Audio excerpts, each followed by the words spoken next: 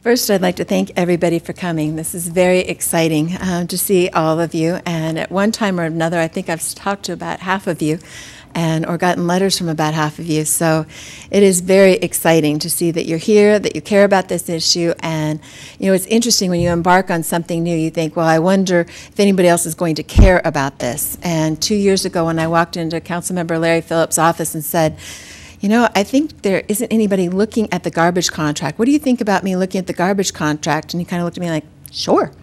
And that launched it. And so I never dreamed that there would be 2 years where I would study garbage, nor that there would be so many ramifications for what garbage can mean for our environment and for our people and for energy and for so many different things. So I'm thankful to Larry Phillips for launching that. And tonight he's with us so he can share in some of the research. So thank you very much for all being here. I think the most important thing that I've learned as we go across the country and across the world and we look at how people manage garbage, they have truly changed the philosophy that garbage is no longer garbage, it's a resource. And what are we going to do with this resource? And how are we going to use every part of this resource? And one of the things that I thought was so exciting when we were in Germany and when we were in Denmark is the people sitting around talking about, we can actually do this with this kind of garbage, and we can actually do this with this resource, and actually competing for different uses for fly ash and for bottom ash.